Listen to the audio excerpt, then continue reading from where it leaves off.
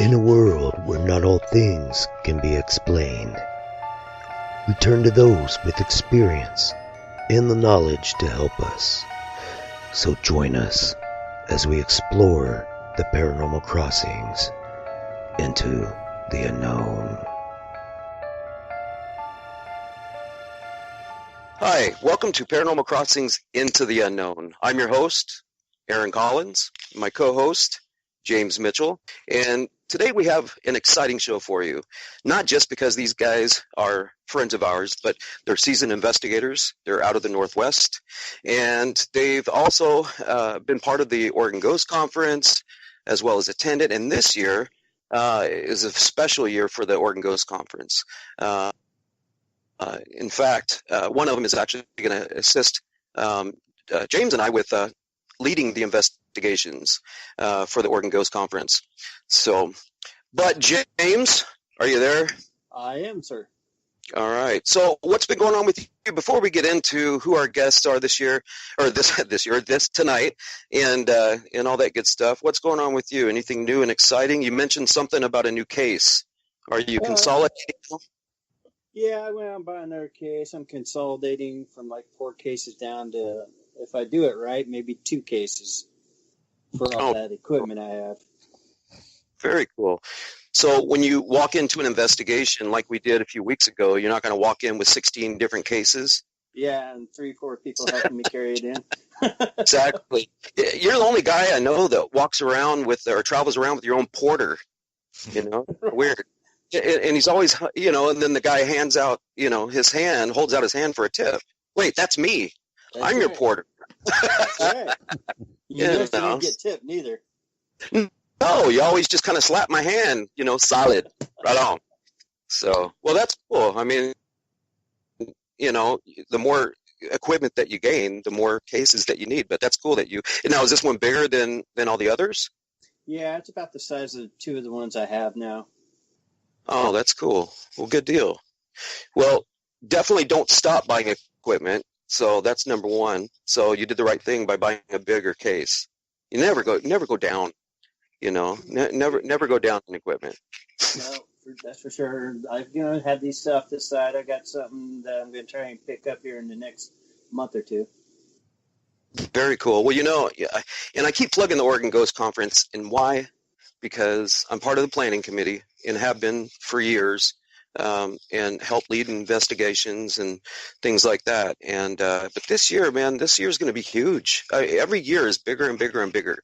And last year was such a huge hit with so many different aspects of the Oregon Ghost Conference. And this year, honestly, with me having an insight, I can't tell you everything about it publicly, but because it hasn't all been released yet. But we've got great speakers, teachers. We've got a great spot for the kids again this year, and some other surprises that I was sworn to secrecy by Rocky, so I can't say anything, but it's exciting. So everybody's gonna want to be there this year. It's in Seaside, March 29th, 30th, and 31st of this year, 2019, in Seaside, Oregon. So you definitely don't want to miss it. Just go to OregonGhostConference.com or .org, and you'll find out all the information you need to know. We'll be releasing some other information here soon on the website. So it's just a great place to go if you want to know anything about the paranormal. There's so many great people in the paranormal field that are going to be there that you can talk to one-on-one, or you can sign up for classes. You can even listen to great speakers. There's all kinds of great things going on all weekend long. And that's what's so great about it, James, is that it's not just one day, not 2 days, but 3 days. And so if you can't make it, yeah, exactly. So if you can't make it for just one day, if you can't make it a particular day, there's 3 days to choose from. So it's a great opportunity. Yeah, definitely. Yeah, and with the addition of the kids zones last year, that really made a lot of excitement in the community there, and to know that it's coming back again, it's always good to get the young ones involved. Absolutely. The kids, they're curious, and it's a safe place, and the parents are encouraged to come with the kids for the kids zone.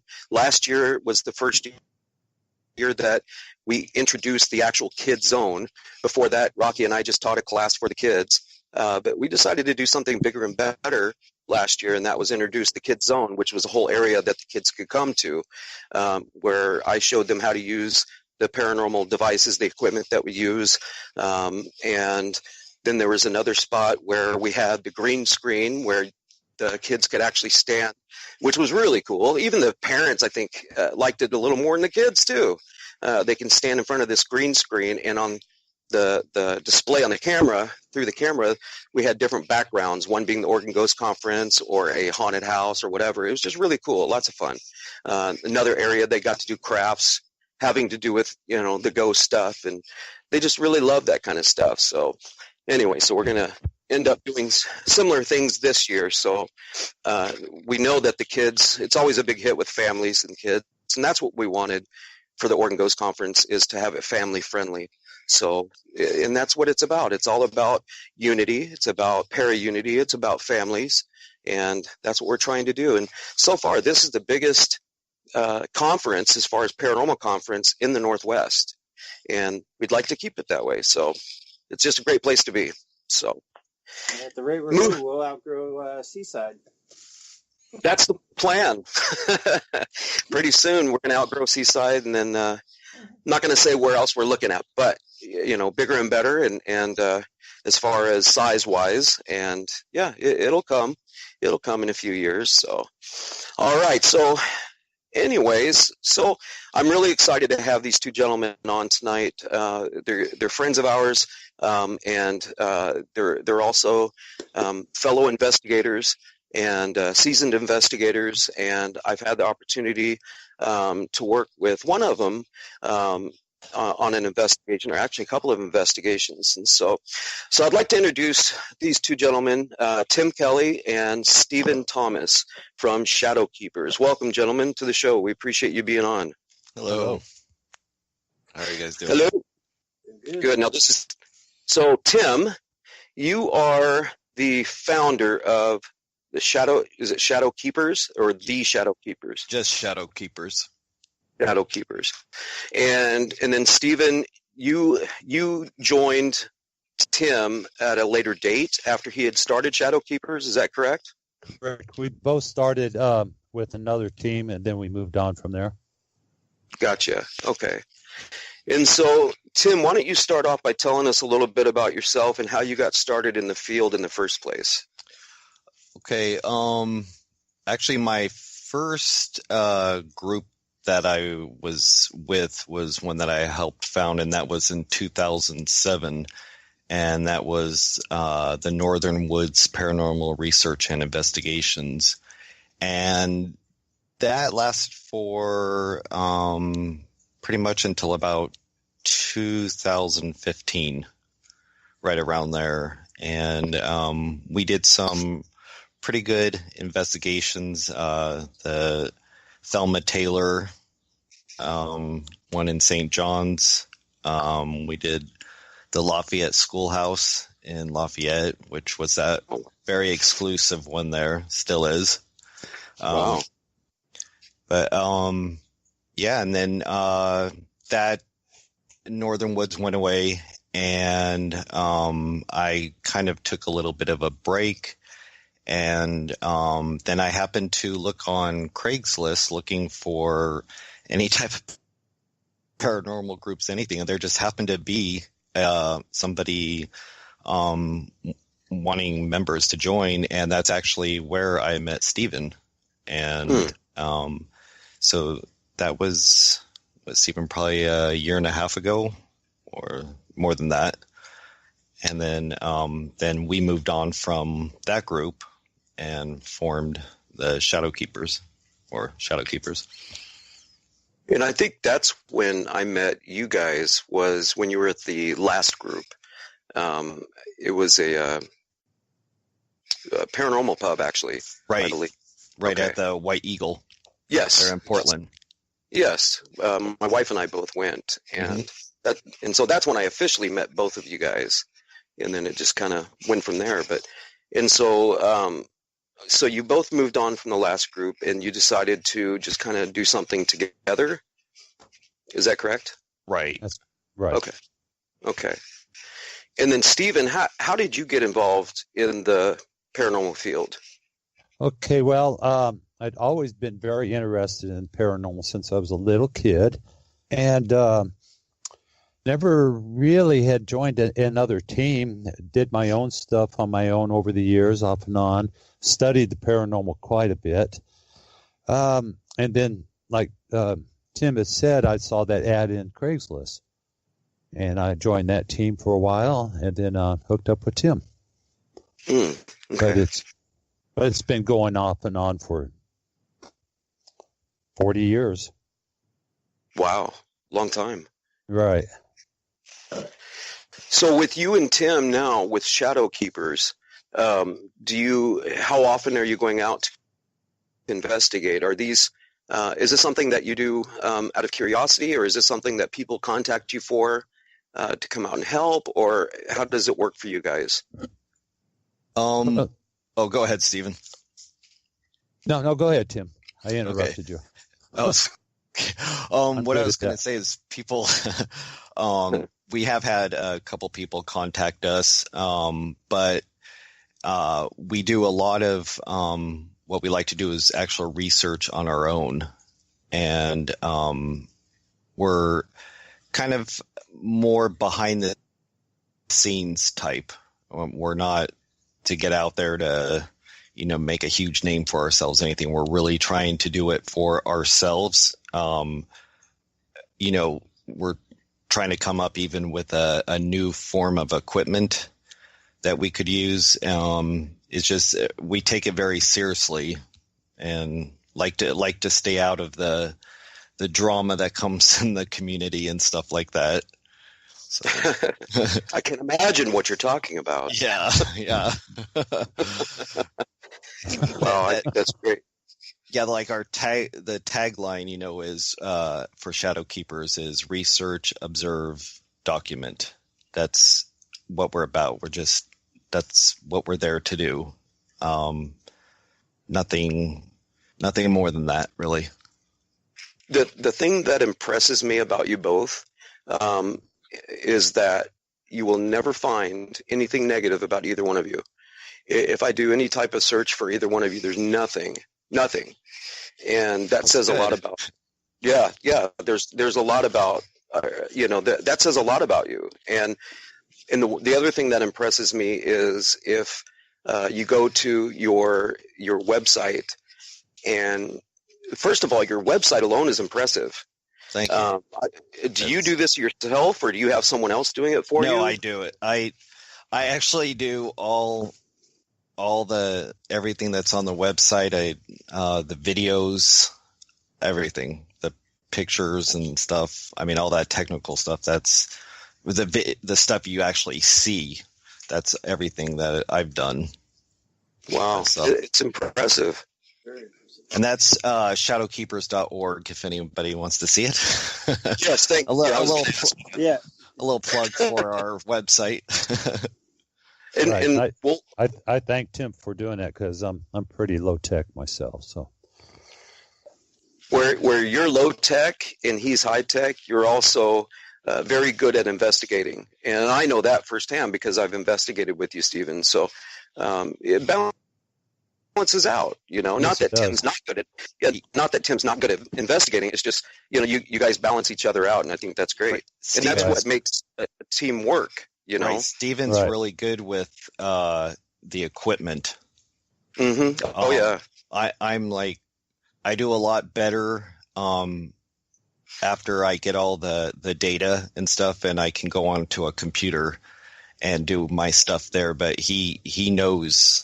He knows. It's kind of like a automobile, lifting up a hood. I really could care less what's underneath the hood of a car, but Stephen really knows. He knows our equipment and everything, which is good.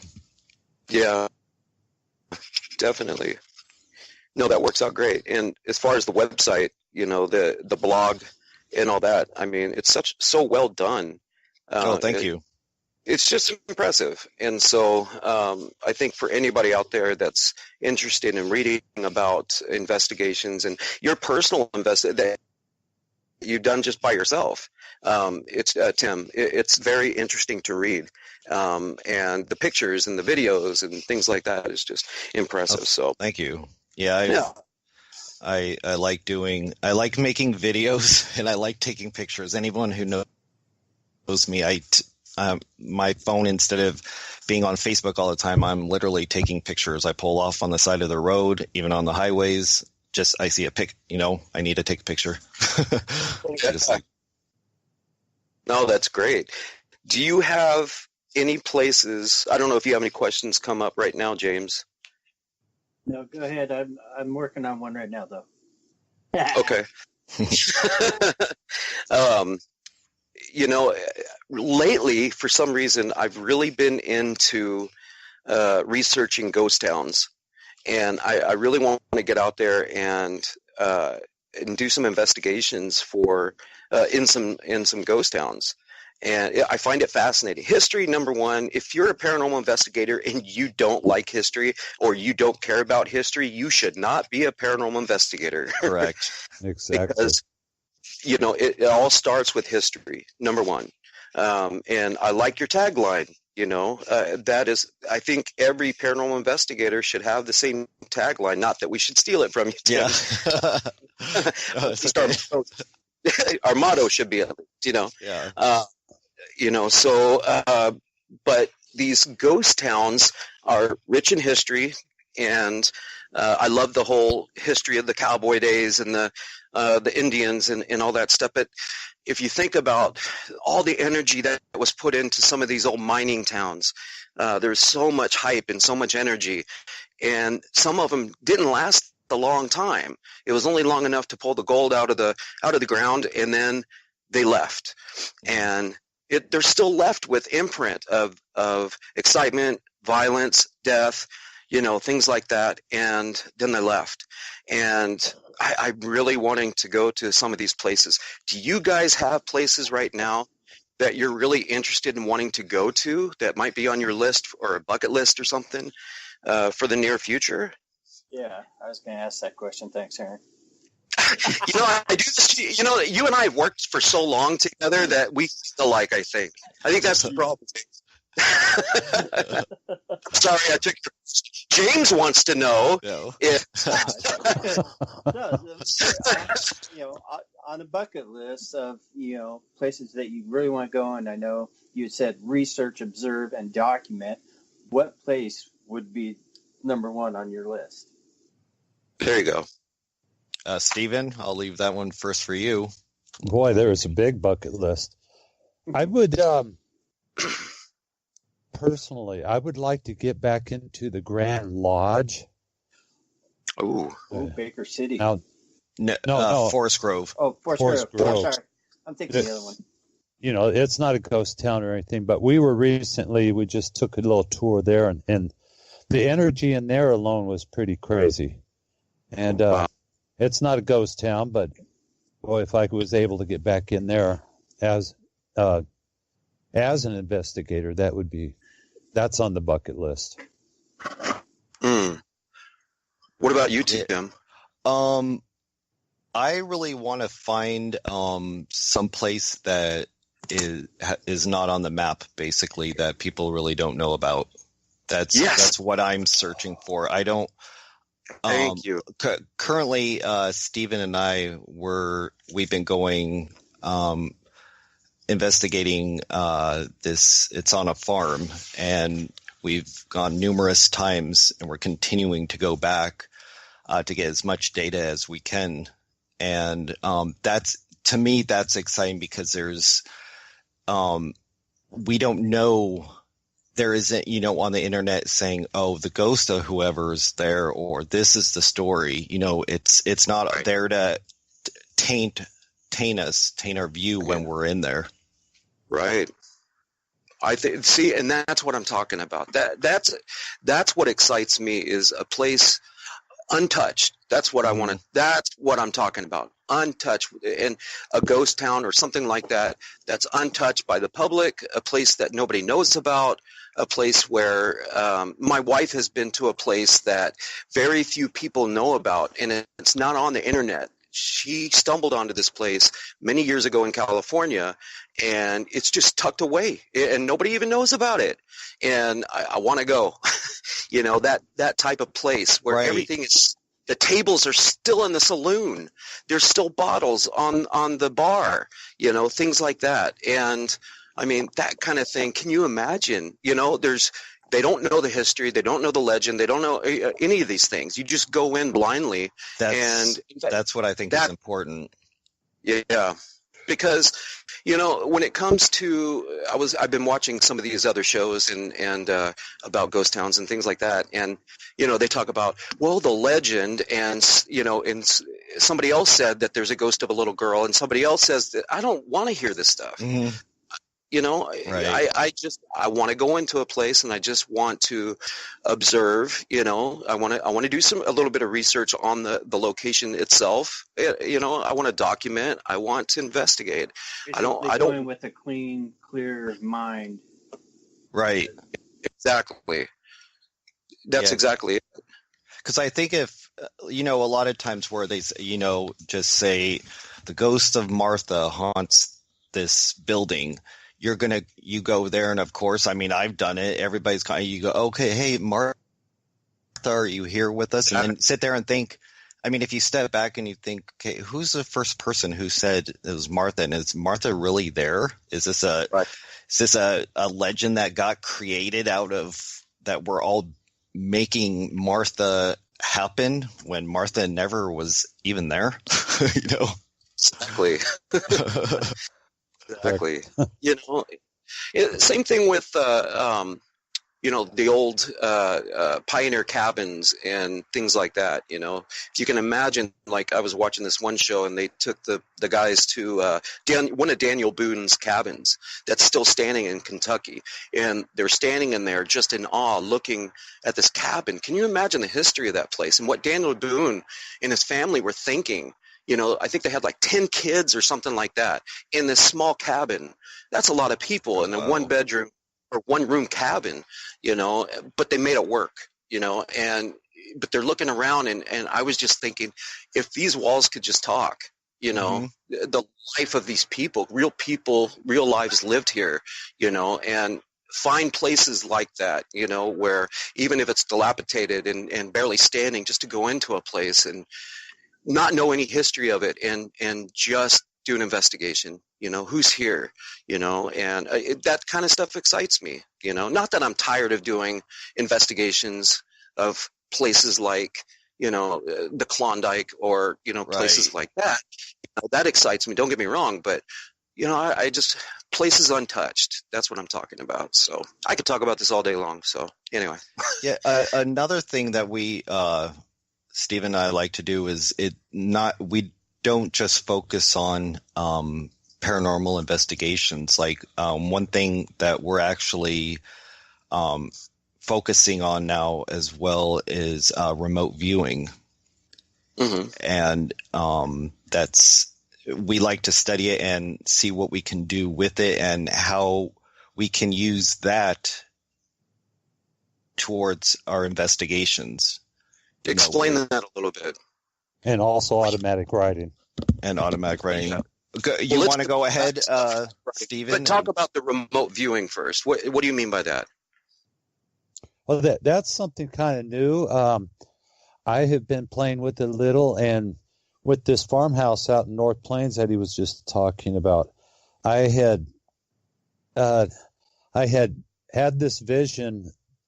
Like I was in a remote viewing type meditation, and I drew a little map of what I saw of this basement, and lo and behold, when we got down there, that's what it was. Oh, wow. And also during that, I saw a face of an older gentleman, a thin-faced gentleman, and we're going to have to dig some more to find out who he is, but. If I can learn how to channel that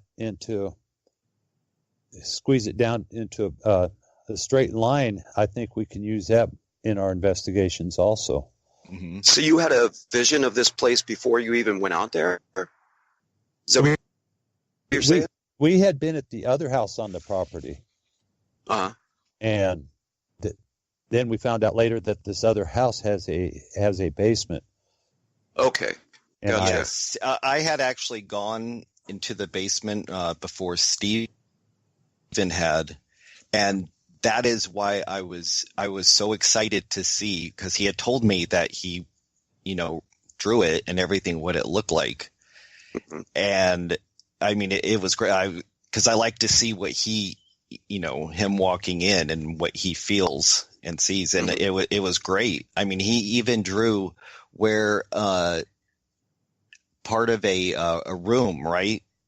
Where a wall used to be. Where a wall used to be. And no kidding, there literally is there is part on the ceiling where you see the whole length of where a wall used to be.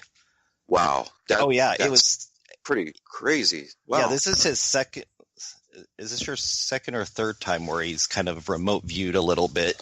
And so we're trying, and we just want to focus more on that. I mean, that's what I think he's got a really good gift, and I want him to continue to do that. I think it helps because it's not just cameras and recorders. There's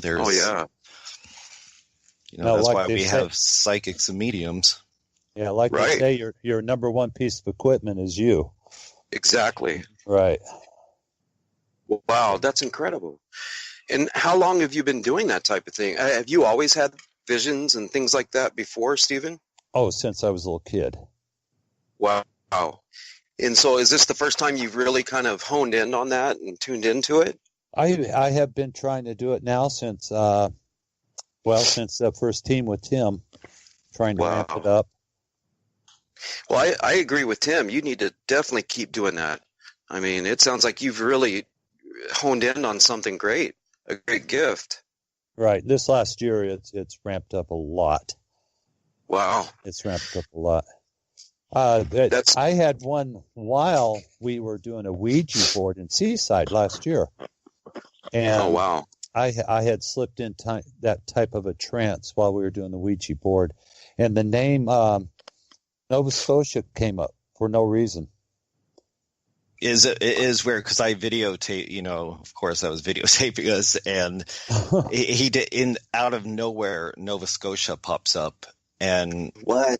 Yeah, it was the weirdest thing. Uh-oh. Somebody's dog. Not mine.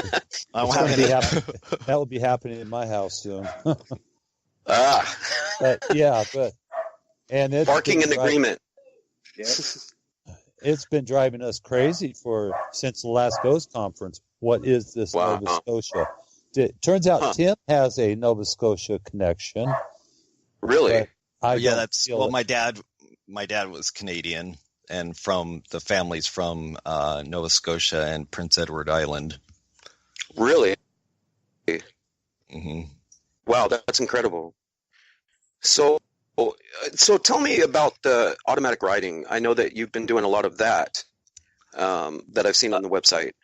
What I did was, if anyone wants to go look at it, I made a video, and it's on the website or on YouTube also, and it's just it's called the examination of automatic writing, and it really shows, because a lot of people think automatic writing, they automatically think a medium, psychic, or whatever is sitting there, in a trance and then writing, like in The Others or something. But it's actually automatic writing goes all the way back for, thousands of years. You think of Moses going up, and the Bible, how the disciples writing the Word of God, the same thing with the Torah, the Quran, and everything. It's coming through them, and that's the exact same as somebody. If there is a spirit around you that is coming into you to write, or is guiding your hand, or who knows the difference, but it's a non-judgmental or whatever. There's just different ways of that writing can be done. To me, it's fascinating, and to know that that people can do that. I mean, without a medium, without a psychic, whatever. And I suggest you go to Tim's website and check it out and see for yourself. Yeah, and there's 5 different. There's 5 of us on there that actually did the automatic writing, so you can see that also. Yeah, it's amazing. So what are your plans as far as the shadow keepers? Just to keep doing what you're doing and just keep plugging away. It sounds like it sounds like you guys have a great connection, a really good connection together, the two of you, and that you have something real going on. Mm-hmm. And I like that. It's different than other teams. It's different than our team, and in a good way. And so I think, you've got a lot going for you guys, and I think it's great that that you've been through what you've been through with other teams, and now you've kind of come together and decided to do what you're doing now. And I like the fact that you're not out there trying to do a TV show. You're not out there trying to look at me, look what I'm doing. Right. You're out there doing this for a purpose, and not for the purpose of fame or anything else. And yeah, go ahead. I was going to say that how Shadow Keepers, how I actually came up with what influenced me to go in a certain direction where it's kind of standing behind and observing that kind of thing and documenting was, I don't know if you've read, who's ever read Anne Rice, the vampire, all the vampire books, and also the witches.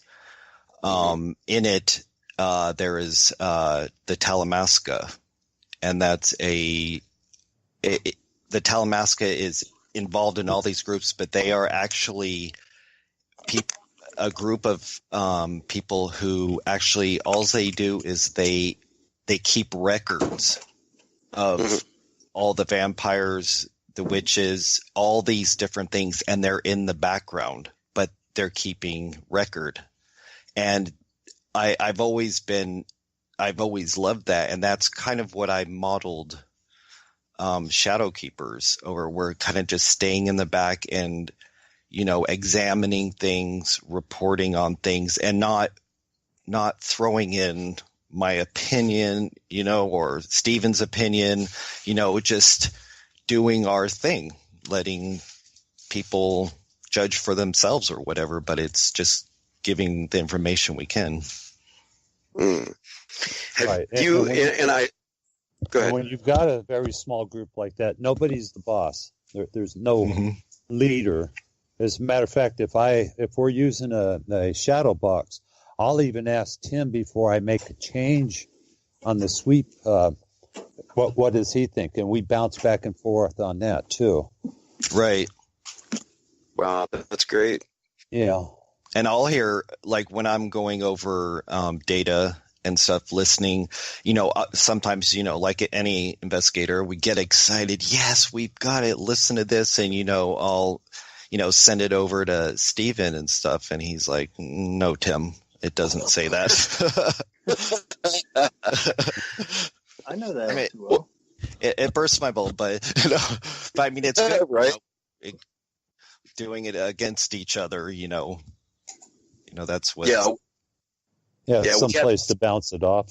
Mm-hmm. Yeah, and it's good to have that. I mean, we do the same thing. In fact, we had that investigation weeks ago, and we had something happen. Had a female voice come on, and we were all so excited, and we were just like, "Oh my gosh!" But then I realized, wait a minute, there was a female actually present at the time, and like one of the investigators, and then I went back to the video later, and I did catch her on the video, and that really burst our bubble. We were just like, oh man.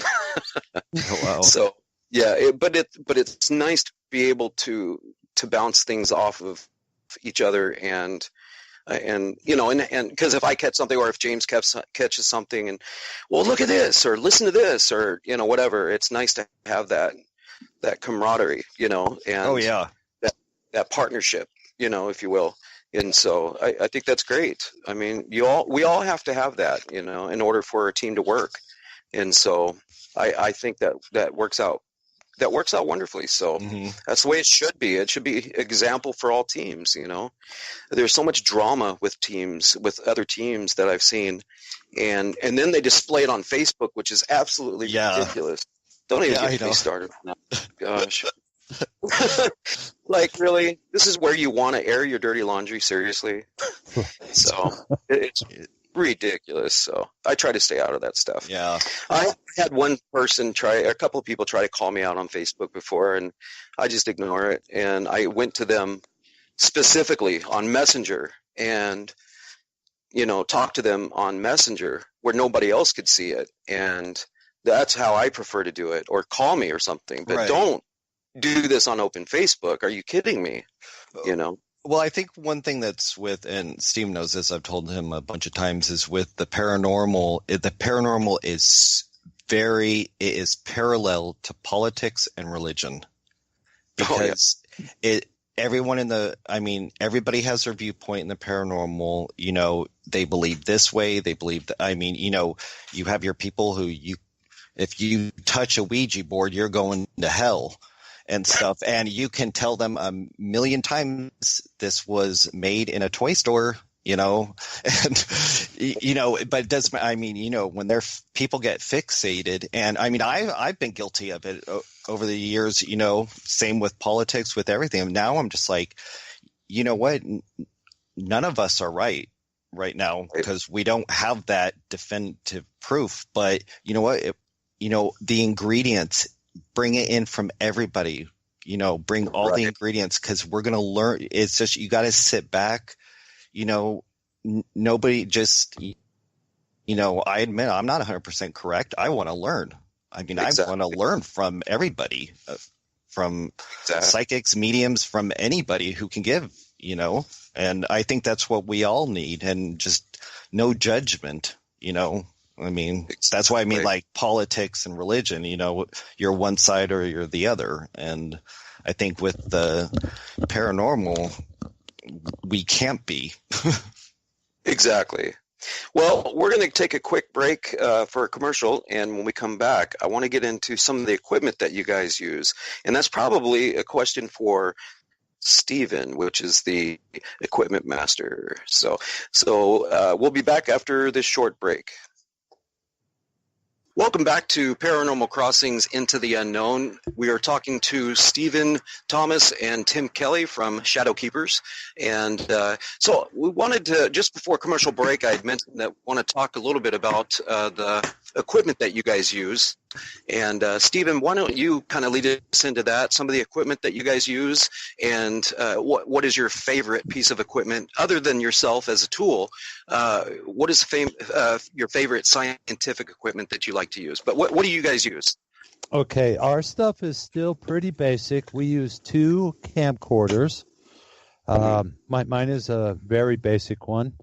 And we've got 3 recorders now. One is a Sony. I believe Tim's is a Sony and Olympus. And I just bought a new Tascam.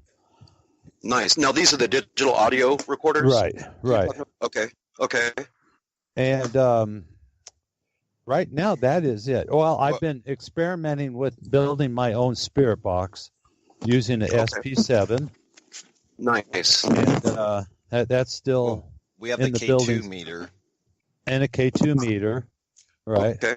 And the spirit box is still in the building stages. It works some, I believe. We've gotten responses from it before. And but until I get it to that point, if I ever get it to that point where I'm saying it's working, and Tim says, "Oh, it works fine," but you know, it's just it's a ghost box, and he's doing a really good job he's adding stuff to it and everything, and things are coming out clear and everything. I mean, it's really cool. I don't understand when he's turn in the things and all that. I don't understand what's going on. I just like to talk to it. Yeah. And hopefully it talks back. Yeah. Personally, I used to not be able to stand the SB7 box and just didn't want to use it on investigations. Now, I enjoy using it. In fact, I stole an idea that I saw on a show. Yes, I'm guilty of it. But I would put on headphones and have somebody else ask questions, and I couldn't hear the questions. I would just vocalize the responses that I was getting through the SB7 box. And by gosh, it actually worked. And it was unbelievable. I opened my eyes because I had my eyes closed, and a few of the people that were sitting there in front of me, we were in two groups, downstairs and upstairs, at this location a few weeks ago, and the people in front of me were in tears.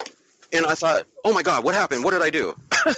And it really connected with a spirit that was close to this one young lady, and it was just unbelievable. The responses. So how did you do it again? I'm confused. So I had my headphones connected to the SB7 box, so only I could hear voices through the SB7 box. Nobody else could, and they were asking questions. And whenever I heard a voice saying something, I would just blurt out whatever it was saying.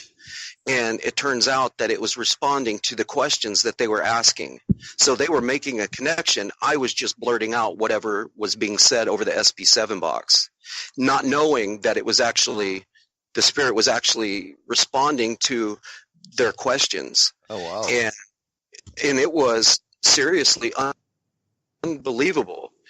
I couldn't believe it. And honestly, to be honest, it was, well, I don't want to give up information that's personal to this person, but it was a spirit that was connected to this person directly, and that's why she was crying, and it was her brother-in-law that was crying also, because it was so close to this person. And it was unbelievable when they told me the questions they were asking and then telling me the answers that I was blurting out, and all I was doing is repeating whatever voice was coming across the spirit box or the SB7 box. So I would suggest to anyone that's doing an investigation to try this experiment, because honestly, I had never tried that before. I always wanted to, but I'd never done it before, and I chose that night and I asked the other investigators, how do you guys feel about this? And they all agreed, hey, yeah. And so we all took a turn, a bunch of us took a turn trying that out, and it was unbelievable, the responses we got. Now, it didn't respond according to every question asked with everyone, but it just so happened that it did respond to this one young lady and a couple of others as well. So it was unbelievable. So when you're... Oh, go ahead, Stephen. No, I was going to say I have been checking into that lately, doing a lot of reading, whatever I can find on it. I believe it is called the Estes method or theory, and it's amazing. Yeah, it blew me away, to be honest. Well, I'm confused though on it, because what's the difference between you having earphones on and it just sitting there without, so everyone can hear it? The difference is when you have the SB7 spirit box playing for everyone, then there's so many misconceptions as to what it's saying. But if you have it centralized and localized to one person listening, that person's going to hear it a lot better than it open. Because what the SB7, right? Yeah, it's a lot easier for one person with headphones on to understand what's being said on the SB7 box, as opposed to your interpretation of what's being said too, your personal and you're not hearing the questions that are being asked by the other people, because you're hearing that white noise constantly and then hearing voices come across, ever so often. And so it's really remarkable, in my opinion. I was skeptical at first. And then when we were done, it was unbelievable. I mean, I got chills. I got tears in my eyes when she told me the connection. And I just thought, oh, my gosh, wow, seriously. So anyway, and it had nothing to do with the location, it turned out. it was her. It was a connection to her specifically. Her. Yeah. So the entity was around her. Yes, absolutely. Right? Yeah. Now, as far as the SP7 goes, there's a lot of people out there that say it's just a toy. It's a radio, which it is. Right. Yeah. But I have used it enough, and where I've gotten actual responses. As a matter of fact, Aaron, I was in a basement with you, me and my son, in Astoria, and we were asking about the color of balls and stuff. I believe toy balls, by the way. Right. Yeah. Let's clarify that first. Right. 3 guys in the basement asking the color of balls. Yeah. Toy balls. Morning. Right. 2 in the morning. Right. No, we were not drinking. So yes, and we were sober. Right. But if you remember right, the responses we were getting was direct answers to my questions. We were asking the color of the ball. I believe it was purple, and the guy came back. A man's voice came back and said blue ball. Well, there we go again. But it was blue. Yeah, it was blue and red. Yeah, we had 2 different colored toy balls. Yeah, and that went on for quite a while. That was a conversation. That was not an AM FM radio station at 2 a.m. No, talking about the color of toy balls. No, and also when we first came down into that basement, this other person had that SP7 box already on, and all of a sudden, as I'm walking in with my wife, the voice clearly says, "Aaron's coming," or "Aaron is here," several times, and then it said your name, right? Steven's coming. Steven's here. So the spirits knew we were coming, right? And I mean, I saw the video. Of that particular moment where we were walking in, and the spirits were announcing, "Aaron's here, Aaron's coming, Stephen's here, Stephen's coming." I mean, it's just unbelievable to me, and it was so clear, and so, yeah, well, and people are going to be skeptic, and I understand that, and I'm trying to convince them otherwise, but I know what I have gotten through the SB7 box, and I know what you and I were experiencing at the time with your son. With the toy balls and everything. I mean, you can't make that stuff up. I mean, you can't. You get that on a radio station at the time that we have these toy balls sitting on the table. It even said goodbye to us when we said goodbye. Yeah, we said we were about to leave, and now's your chance to, if there's anything else you'd like to tell us, and we're about to go to bed or whatever, and it said goodbye. Right. Matter of fact, Tim was the one who put that audio together for us. Oh, okay. Wow. And like another time, me and Tim and the last team, we had gone out from a break. We were in Portland, Oregon at a hotel, and Tim had to go back into the room, and it asked him, "Where have you been?" Oh, wow. I'm not kidding. Like right when I open the door and I come in, it says, "Where have you been?" I'm like, I was right outside. Well, if you must know. You must know. Wow. Yeah, so I believe there is something there. It needs to be cleaned up some where there is no more radio chatter and stuff, but it's on the right path. It's going there. Yeah, and that stuff's exciting to me, and you were kind of tweaking with it that night to try to get the right sound as far as cleaning up the sound. And, you were right on, though. I mean, you knew what you were doing. So I have faith in you. Right. with the building this up. Steven's building now. You mentioned the name earlier, Steven. Do you want to mention it again, what you're calling it? Oh, Shadow Box. Yeah. Instead of the ghost box, shadow box, because of shadow keepers. So that's his own little thing he's making. I like that. No, that's awesome. I love that. And and that's the thing is that we're not trying to. I don't think any of us are trying to convince anyone of anything. And I've said this before on the TV show Paranormal Crossings. I'm not trying to convince people of ghosts or spirits or anything like that. I'm just trying to convey the facts of what's happened to me on investigations, and it's up for you to decide, and that's all I can do.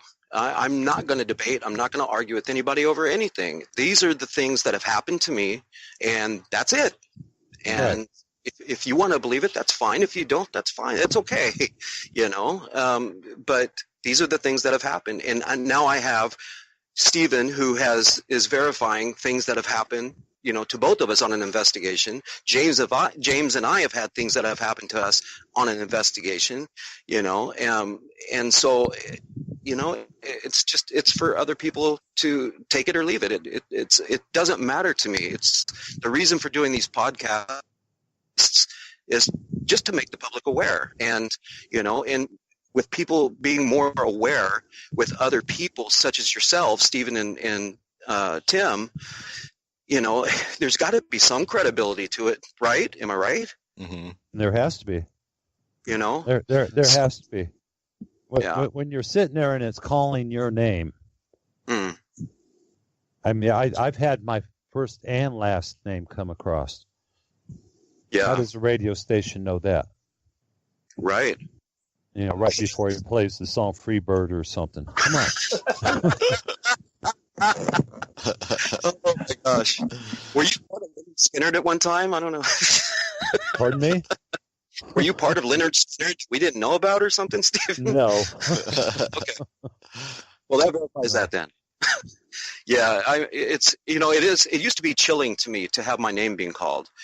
But now I'm so used to it, such as yourself, Stephen. I mean, it's exciting to me. It's flattering, I guess, in a way, that they say your name, it's cool. It's like, wow, this is cool. This is a spirit that is saying my name and acknowledging me, this is cool. This is fantastic. I mean, it's unbelievable.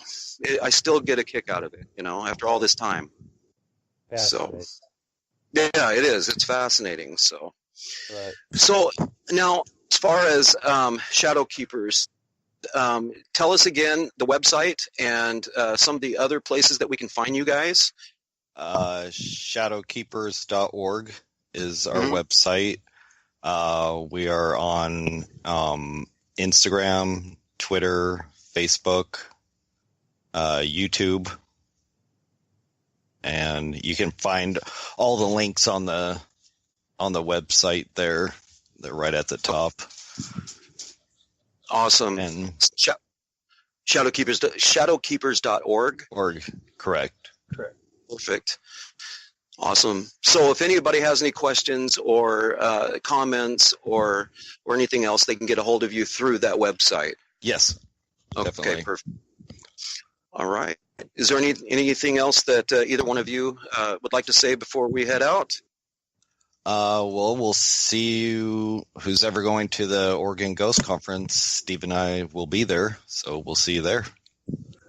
Awesome. Well, I'm looking forward to seeing you guys there. Yeah. Same here. Definitely. Yeah. James and I, of course, will be there, and yeah, we'll be doing podcasts from there. And so, cool. Yes, right on. We'll have you guys pop in and say hi to us. And Tim, you're going to be helping lead investigations while you're there. Yes. And so that'll be awesome. We're excited to have you aboard. And yeah, I'm excited about that. Yes, definitely. It's going to be a fun 3 days. And who doesn't want to go to the beach?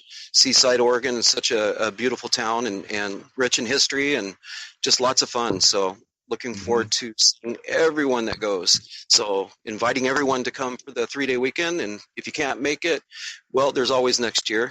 But visit the website, OregonGhostConference.com, and you can always see us next year. But we hopefully you'll be there this year. It's such a great time and a great place to just get together with people, family, and learn more about the paranormal field and meet new people in the field. There's authors, there's speakers, teachers, all kinds of good stuff going on. So it's just fun for the whole family. So again, I am Aaron Collins with Paranormal Crossings Into the Unknown, and thank you again for tuning in this week with our good friends Tim Kelly and Stephen Thomas from Shadow Keepers. And James Mitchell, you have anything else to say before we say goodbye tonight? Actually, no. This has been one really good episode. That's all I got to say about that. Well, thank you for having us on. Well, it's such an honor to have you both on. I'm so pleased you agreed to be on, and I know you don't do this a lot, so we feel honored. So thank you again, gentlemen, and thank you all for tuning in, and we will have you listen again next week. So thank you again. Have a good night. Bye-bye.